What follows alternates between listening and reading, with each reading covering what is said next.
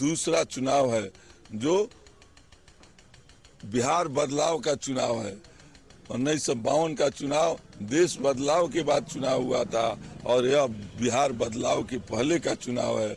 52 और 25 देख लीजिए, 52 5 पर 2 होता है और इतने दिनों में 78 साल में बिहार पीछे गया है, इसलिए 2 पर 5 का चुनाव हो रहा है। में आपकी लड़ाई किससे है?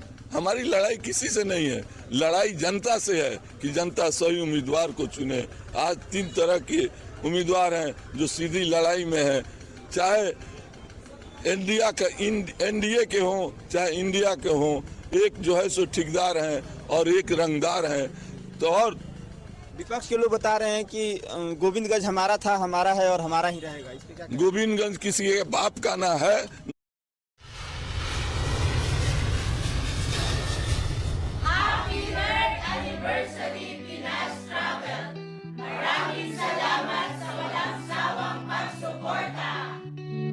May pangarap kang bumi न किसी के बाप का रहेगा, गोविंदगंज की जनता का है और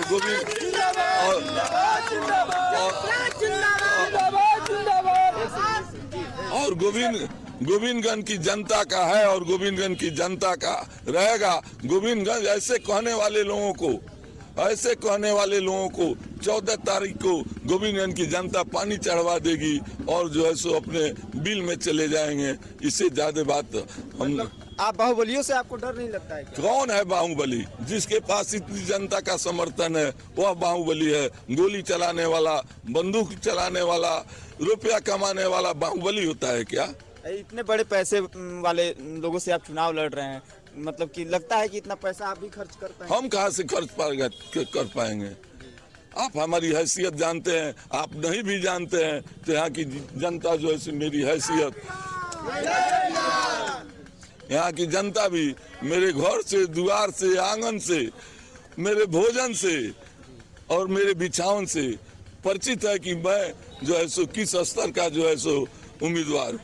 जीत करके सबसे पहले गोविंदगंज के लिए कौन सा काम करेंगे? गोविंदगंज के लिए सबसे पहला काम होगा, आप देख रहे हैं कि अब यहाँ विद्यालय है, जो जन सुराज का पहला उद्देश्य है कि शिक्षा को बढ़ाना और दूसरा पलायन रोकना।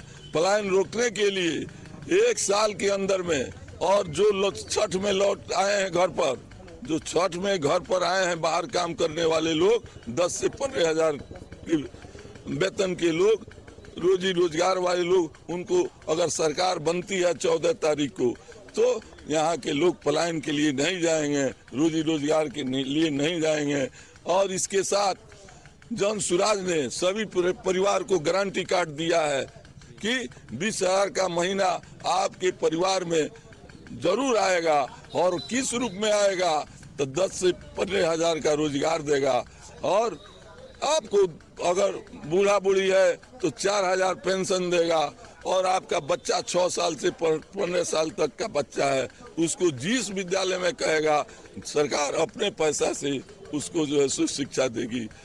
आप कह रहे हैं कि पलायन, आज क्या हालत हुआ है, जन सुराज के भय से जो है सो आपको 400 का पेंशन जो 40 वर्षों से चल रहा था इस सरकार को करना पड़ा, 1100 का करना पड़ा। जो धरती है ये पहले हरसिद्धि में थी, उस समय आपको याद नहीं होगा, आपका जन्म भी नहीं होगा। 77 के चुनाव में यहाँ के लोगों ने जुगल किशोर जी को विधानसभा में भेजा था। पूरे बिहार में चर्चा था कि बैरिस्टर साहब जैसे लोग, जो इस देश के धनी लोगों में नाम था, इस देश के विद्वान लोगों में नाम था, उनको हराया था और जुगल किशोर जी को विधानसभा में भेजा था।